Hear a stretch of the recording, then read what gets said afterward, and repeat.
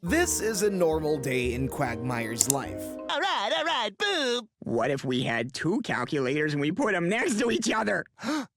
Yes, find one, yes. Is that now, Mrs. That's that? If you're gonna... No, sorry. This is a normal day in Quagmire's life. What do we do?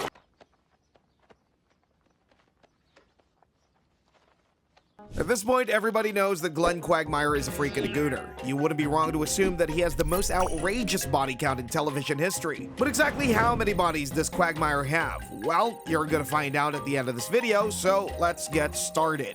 One of the earliest recorded proofs that Quagmire had that dog in him was in Season 3, Episode 1, The Thin White Line. At the start of the episode, Brian was in his therapist's office complaining about how lame his life was. I'm in a rut. Nothing thrills me anymore. I can't even think of a reason to get off the bed in the morning. Really? You want to know how pathetic my life is? I've seen that Behind the Music with Leif Garrett 18 times. The therapist recommended he start doing meaningful things like volunteering. Surprisingly, Brian took his advice and did exactly that, although he was very terrible at his newly found purpose. He helped a blind guy watch a movie by giving the shortest movie recap on Earth. It's over. A lot of people in the audience look pissed. He also tried to help an old woman pull the plug and end her suffering. She literally asked for it, but somehow it backfired against Brian. Plug. Well, I can't. Be my angel and set me free, please. Oh my God, you were really gonna do it! But you... Nurse! This dog is trying to kill me! Nurse! You are twisted, lady. You hear me? You are screwed up in the head. But the real jaw-dropper was when he got a gig with Joe's police department as a drug-sniffing dog. During one of his shifts, Quagmire tried making fun of him, so Brian decided to show just how good he was with his nose. Brian revealed not only the country Glenn visited last, but his last supper and also the number of people he slept with the previous night, along with devastating information that Quagmire was not ready to handle. And a man. You mean 3 Filipino women? No! Despite his screams of regret, I have no doubt that Quagmire had the time of his life. From this episode alone, Quagmire added 3 notches on his bedpost. But of course, this is just the beginning. In Season 3, Episode 19, Stuck Together, Torn Apart, Lois linked up with an old flame. At the supermarket, she bumped into one of her ex-boyfriends, and even though they were both married, he still insisted she join him for dinner. So long. We were so close. Maybe we could get together for a cup of coffee. Catch up. Well, I don't know, Ross. I'm married now. Well, so am I. Does that mean we're not allowed to stay in touch with old friends? Tell you what, if you change your mind, here's my card. Now, if Lois was married to any other man, this would have caused no issues, but because she was married to Peter Griffin, a man with a jealous streak as long as the Mississippi, this was the start of a Cold War. When Peter saw his wife on a date with another man, it was game over. But I seem to be so charmingly befuddled. Ah, that Hugh Grant is so handsome. Oh, is that how it is? Come here, you home-wrecking bastard! Don't do it, Dad! He's bigger than you! That handsome man. You son of a bitch! I can't let Peter's... He legit hired a hooker to pose as his ex-girlfriend who found him so undeniably attractive. My God, Dora, my old girlfriend! What a surprise that you would want to look me up. You always thought I was so handsome. Peter, can I see you in the other room? Yeah, go, say it. Should I? Yeah. I can't. Eventually, after Lois confronted Peter about his jealousy, they decided to see a marriage counselor. The counselor recommended a separation where they both date different people for a while. Basically, he tells them to open their marriage, and what could possibly go wrong? Having some minor marital problems. Our therapist has advised us to date other people. Hey, Lois, you want to go out? What? Well, I don't know, Glenn. Peter and I just separated. I feel like I need more time. A lot, apparently, because the chances of Quahog's resident pervert swooping down to grab your wife with his talons are always low, but never zero. At the faintest scent of Lois's marital issues, Quagmire showed up to grab his once-in-a-lifetime opportunity. He offered to take Lois on a date, and they just happened to go to the same exact restaurant that Peter took his own date to. Talk about messy. Yeah, made lots of room. Hey, wait, that sign in the bathroom about washing your hands, that's only for the staff, right? Technically, yes. That's what I thought. At first, Lois was cool with Peter dating famous actress Jennifer Love Hewitt, but the moment she kissed Peter, Lois came right back to take her man. Grandma. You are. And I only saw heartbreakers on a plane. And the flight was delayed, so the headphones were free. Wow. Don't worry, Lois, you can have them all to yourself. Since both their dates rode off into the sunset together, Jennifer and Glenn found themselves at the bar next to each other. After Quagmire offered a roofie colada for the lady, it's safe to assume he got laid that night. And he just kept adding bodies to his growing pile. In Season 4, Episode 5, Cleveland, Loretta, Quagmire, Peter partied with his friends on a boat. Everyone was having a good time, but things started going crazy when Quagmire caught a fish. A fish that saw no better place to land than in between Loretta's bosom. Caught a fish. Oh, sorry about that, Loretta.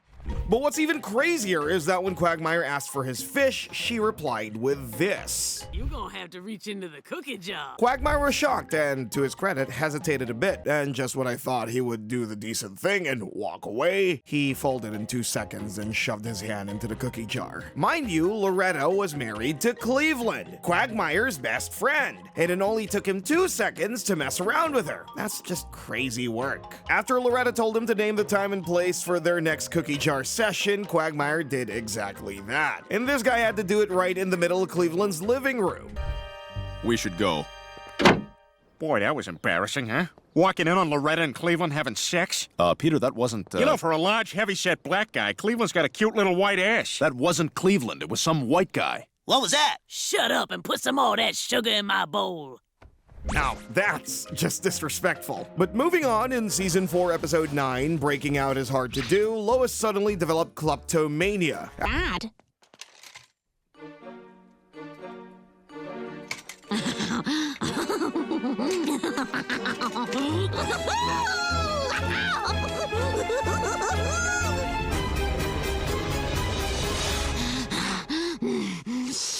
Oh my God, that was such a rush. I'm alive. After stealing everything she could fit into her bag, her life of crime finally caught up with her, and she was sentenced to a state prison. This caused the family life at home to completely fall apart, so they decided to visit Lois for help. But before they could get her, guess who popped out of one of the prison cells? Quagmire, what are you doing here? Oh, it's conjugal visit day. You know I love doing a woman in the can. Oh, giggity, giggity, giggity. It could only be our boy Quagmire. The fact that he was even aware of the conjugal visitation days is crazy. And it's even crazier because he most definitely came as much as possible. Giggity. The number of women he must have slept with in this prison alone can take his body count to outrageous numbers. But moving on to people we actually know about, in Season 4, Episode 21, I Take the Quagmire, Peter went on a talk show and actually won, which was surprising considering how dumb the guy is. He had a variety of prizes to choose from, and one of them was a free maid service for 1 week. The next day, a maid named Joan showed up and basically did everything Peter asked her to. It's great to have you here. No one's cleaned my belly button in a long time. Lois is afraid to go near there, and my fingers are too thick. What is this? A curtain of parliaments. I haven't smoked in 10 years. Hey, keep digging. Oh, ColecoVision. Yeah, this is gonna be a fun afternoon. After putting Joan through hell the whole time, Peter decided to take things even further on her last day in his service. He made a watermelon explode and called Joan to clean it up as a way to amuse him and his friends. However, the minute she walked in, Quagmire looked like he had found true love and began to daydream about their wedding literally 2 seconds after meeting her. Quagmire took Joan on a date, proposed to her, and actually got married to this woman. But that wasn't the insane part. Just after Glenn got engaged to Joan, he became a different person. Racy magazines no longer interested him, and he didn't care for strippers. It was almost as if he had been switched out and replaced by an alien. Check out this month's Hustler, huh? Quagmire? Oh, now this is neat. These people have put an old-fashioned colonial spinning wheel in the center of their living room as furniture. Oh, that's what I want in my house. All right, Quagmire, time for your lap dance. No, guys, I can't do that. It's degrading to women. Come on, Quag. Soon enough, Glenn started to regret getting married to Joan, but he felt like he couldn't just leave, which was crazy since we got a flashback of him ditching a girl he slept with after promising to marry her. Getting out of commitments was a simple task for him, so what exactly did Joan have over him? We soon found out that she regularly threatened to off herself whenever Quagmire said something she didn't like. But I told them they didn't know what they were talking about. Good, good. Because if you ever left me, I'd have to cut myself. And then I'd cut you. I love you, Glenn. After faking his death to get a divorce, a series of fortunate events led to Joan's death. And what did our boy Quagmire say when death came for his wife? He asked to have her corpse for 5 minutes. Disgusting, but it checks out. His wife or his wife's corpse and the random girl he promised to marry are two additions to Quagmire's pile of bodies. But I'm not even close to being done. We still have a long way to go. In Season 5, Episode 8, Barely Legal, Glenn gave Meg some solid advice after her crush on Brian went too far. And at the end of the episode, he casually walked into his bedroom to be with 2 women in his bed. All right, ladies, you ready for action? We sure are, Glenn. Do you have the whip? Got it right here. Wait, what? Then, in Season 5, Episode 12, Airport 07, Quagmire was supposed to be a responsible pilot, making sure the plane didn't nosedive into the nearest ocean. But no, this guy's focus was everywhere but the cockpit. While Peter was busy turning jet fuel into a redneck fireworks show, Quagmire was off doing what he does best, racking up more bodies, and this time right in the airport at his frickin' job. Even the fear of getting fired couldn't stop Quagmire. Here's the real kicker. Quagmire totally missed the flight that could have saved his career because he was busy charming up some unfortunate girl. Oh, that was great. Thanks. I know you have a choice in airport sex, and I appreciate your choosing Quagmire. Please exercise caution when standing up, as the contents of your vagina may have shifted during coitus. Who else but Quagmire? Peter, Joe, and Cleveland then took over the plane piloting duties because, unsurprisingly, Quagmire wasn't there to do it. This ended about as well as you'd expect, a plummeting plane and total chaos. Meanwhile, Quagmire got a pep talk from none other than Hugh Hefner. Yes, that Hugh Hefner. Because when your body count is high enough, you get the royal seal of approval from Playboy royalty. Season 7, Episode 1, Love Blacktually, is a textbook case of love gone sideways. Brian met this girl, Carolyn, a fellow atheist, and they totally clicked at a bookstore. I'm sorry. I don't think you want this book. It's all about atheism. Oh, I know. I'm an atheist. Really? So am I. It's all yours. I feel bad taking the last copy. Well, there's one way to settle. Things got heated very quickly and she invited him over. However, Stewie, the ultimate relationship guru, threw a wrench in the works by telling Brian to slow down and take things easy with his new girl. Well, is there any reason it has to end? Don't do it, Brian. What the hell? Excuse me for a second. Brian, ever the obedient pup, held himself back, but weeks later, when he finally showed up ready to get to fourth base and seal the deal with her, he found Carolyn cozying up to none other than Cleveland. Brian's heart was shattered, especially since Carolyn denied being his girlfriend and friend-zoned him. To make matters worse, she and Cleveland were making out everywhere. Seriously, the guy couldn't even watch a game in peace. Be low and outside to Ramirez. Wait a minute, what's this? There appears to be an interracial couple making love on second base. The crowd's enjoying it, and it looks like the umpire's gonna let him finish. Oh! And boom goes the dynamite. There it is! I tell you what, this would be painful to watch if you loved that girl.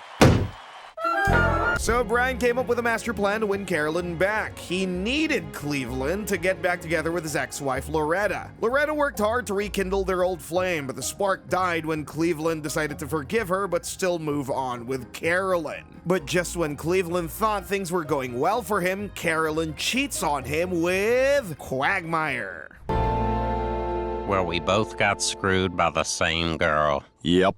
I guess it's all right, though. Yep, the sex fiend crashed the party and added another name to his never-ending list. In Season 8, Episode 16, April and Quahog, Quagmire really showed how low he could go to do the deed. A black hole had appeared and was slowly expanding, threatening to swallow up the planet. Essentially, the world was ending, and what was Quagmire doing in his final moments? You guessed it, trying to sleep with his friend's wife. He showed up at Joe's doorstep, saying he was a virgin and needed to get laid before the world ended. Never had sex! What do you mean? You've had sex a million times. Oh, that's all bluster. I just talk big for the fellas. I'm a virgin, Joe. I don't want to die a virgin. Help me, please. Let me have sex with Bonnie. I guess so. For my friend, on our last day on Earth. Of course, he was lying and just wanted to sleep with Bonnie, which is insane because in doing so, he holds the record of sleeping with all of his friends' wives, except Lois. Damn, Quagmire really is for the streets. In Season 11, Episode 11, the giggity wife, Quagmire went out for a wild night with Peter and Joe at Harvard. By the end of the night, he accidentally married an elderly prostitute named Charmise. You what happened? What the? Who the hell are you? Who the hell do you think I am, sweetie? Oh, no. You mean? That's right. Now, Charmise wasn't your average streetwalker. This woman had been in the game for over 40 years and hadn't gone 2 weeks without sex since her last coma. Done it since that first night. I haven't gone 2 weeks without sex since I was in a coma for 6 weeks. Sorry, Charmise. I'm just not feeling it. Jeez. What the hell's your problem? What do you... But things got wild when Quagmire's drunken union turned into a nightmare, as we expected it to. Charmise clung to Glenn tighter than Peter to his beer, refusing to let go of the marriage, even blocking Quagmire's attempts at an easy divorce. So, what does our boy do? He pretended to be to wriggle out. You heard me. You some kind of mo? Oh, God, please tell me I'm not married to some Nancy boy. Why? Would that be a problem? Of course it would. My dream is to live the married life and settle down. I can't be doing that with no gay. I see. Well, Charmise, I have something to tell you, but I'm gay. What? No, you can't be. You were so into me that first night. Honestly, I thought This involved Peter's reluctant role as a fake boyfriend, because if it's one thing Family Guy loves, it's awkward, painfully hilarious setups like this. But here's the kicker. Trying to make myself throw up. Gay men don't watch straight. You lied to me, you son of a bitch. No, I'm gay. I swear. Here, watch me, go there. Jen Aniston? More like Jen can't get him. Charmise decided to test Quagmire's supposed by making him prove it with Peter. This led to the worst cringe-worthy scene in the history of television, and yes, it was utterly disgusting. Here, let me stroke your hair. Thank you. I want to do gay things for you. I crave your groin. Yes, and I cannot wait to twine our bodies and make each other's fingers smell terrible. Enough! Kiss each other!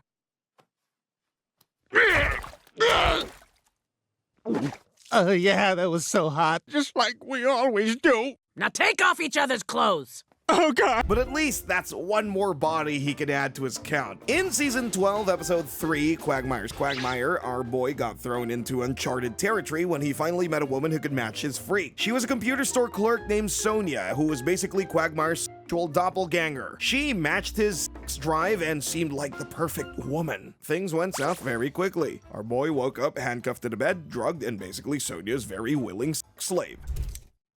We kind of had a crazy night. Yeah, did we? I don't really remember, but I do feel like I might be down a couple of quarts. Well, even though you seemed like a sure thing, I really wanted to make sure.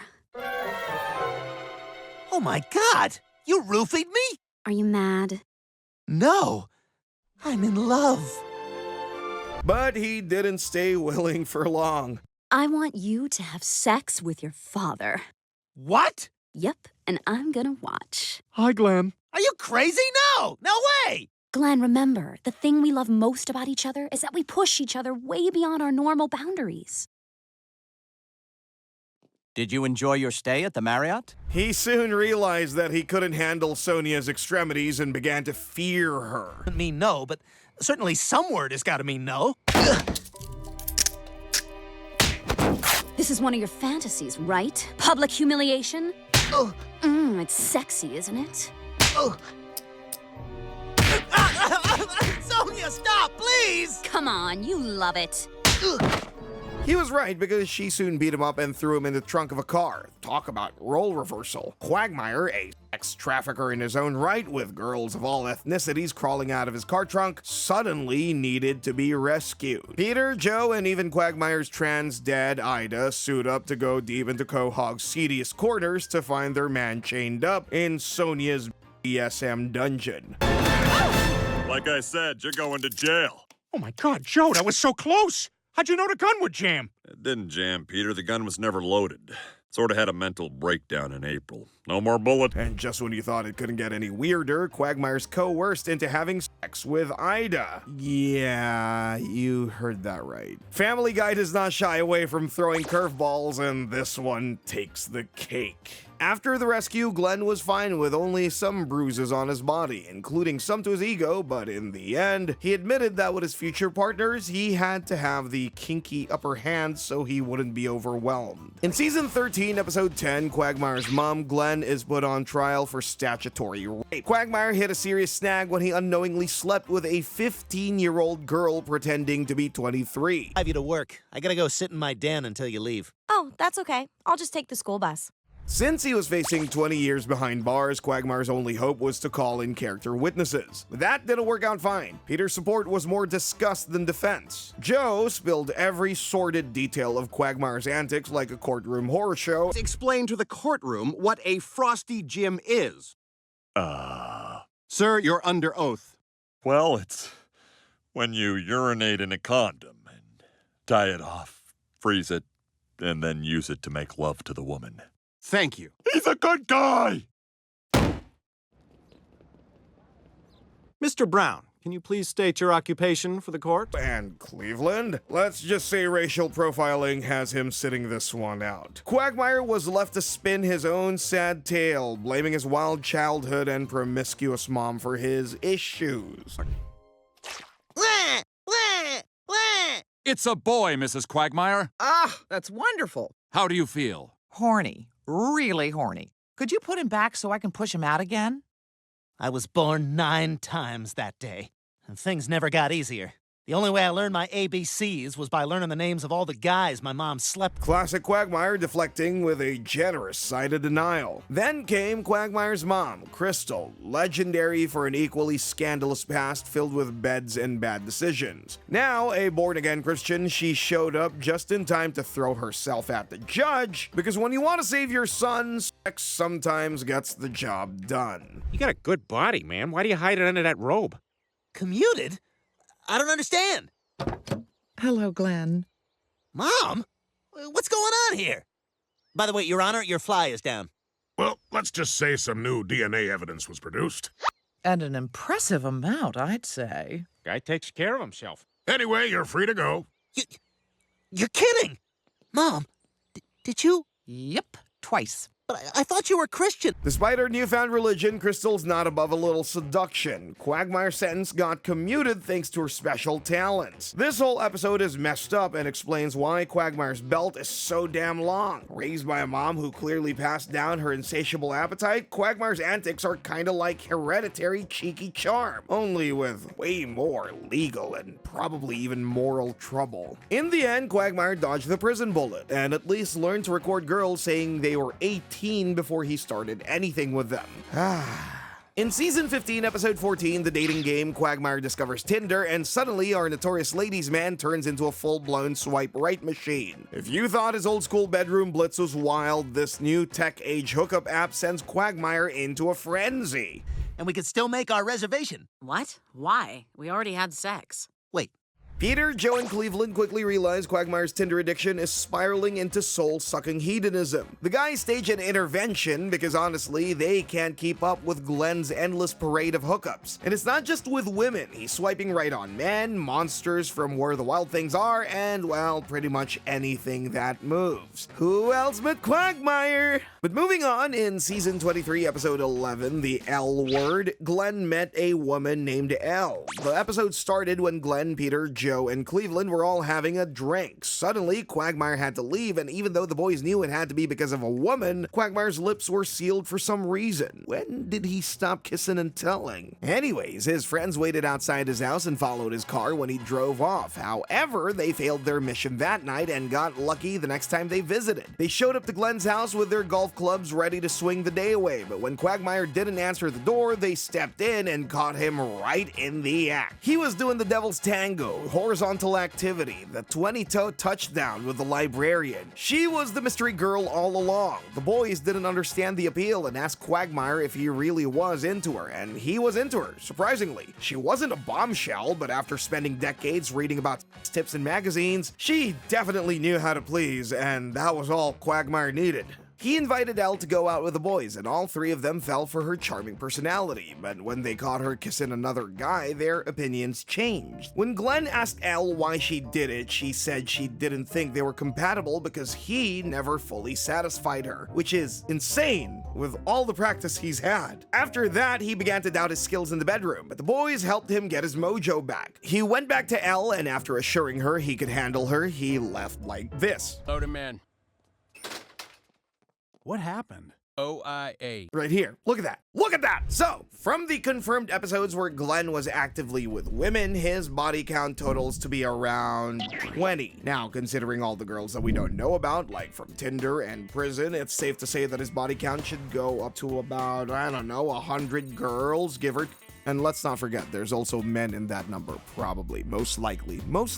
And while that is already a huge body count, we see in Season 13, Episode 17, Fighting Irish, Quagmire threw a party called Quagfest, where he celebrated his 1,000th body. So that brings up our final count of Quagmire's bodies to around 1,000 people. And let's just assume, give or take, most of them are girls. It's honestly insane, and just goes to show that Quagmire is a different kind of animal whose prowess can never be matched by any other fictional character.